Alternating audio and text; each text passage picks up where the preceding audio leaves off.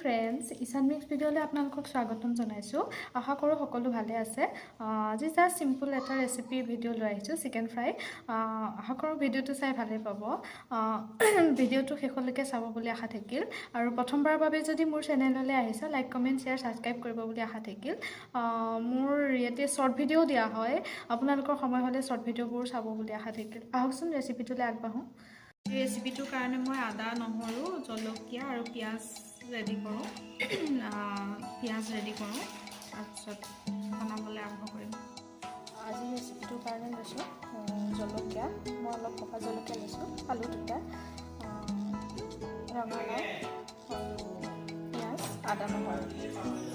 এতিয়া মই আদা, নহৰু, জলকীয়াখিনি আৰু পিঁয়াজখিনি মিক্সিত মাৰি ল'ম। মাংসখিনি ভালকৈ ধুই লোৱা হৈ গৈছে। ইয়াতে দিম এতিয়া চিকেন মছলা, জিৰা গুড়ি, ধনিয়া গুড়ি, ৰেড চিলি পাউডাৰ, হালধি গুড়ি আৰু মিক্সিত মাৰি লোৱা পেষ্টটো ইয়াতে দি অলপ সময় সানি থৈ দিম।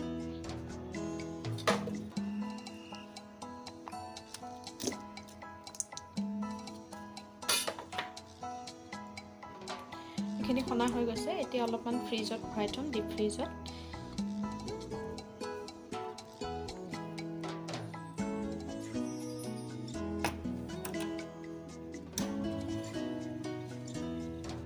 বহাইছোঁ।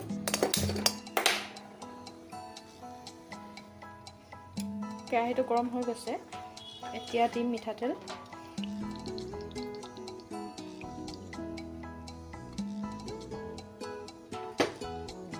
তেলখিনি গৰম হৈ গৈছে।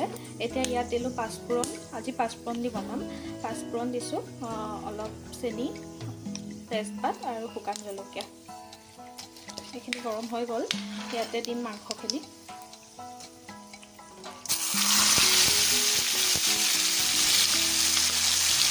আৰু তেতিয়া মই নিমখ দিয়া নাছিলোঁ, নিমখখিনি এতিয়া দিলোঁ। ভালকৈ লৰাই ল'ম।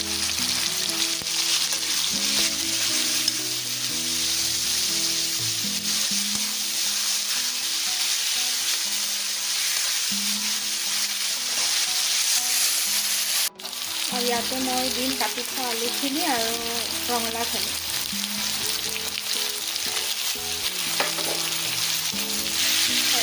অলপ টাইমৰ কাৰণে ঢাকি দিম।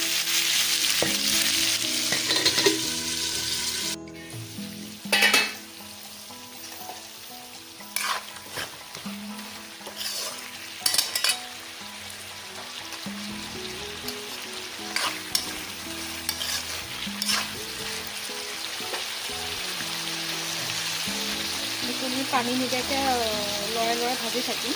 পানী নিদিওঁ ইয়াতে।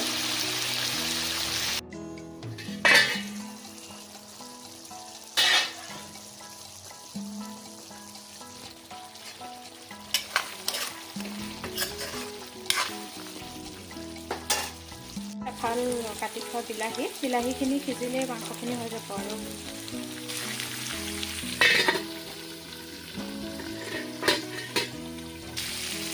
আমাৰ মাংস ৰেডি হৈ গৈছে। ইয়াতে দিম ধনিয়া। অপশ্যনেল হয়, যিহেতুকে এতিয়া ধনিয়া ছিজন ন।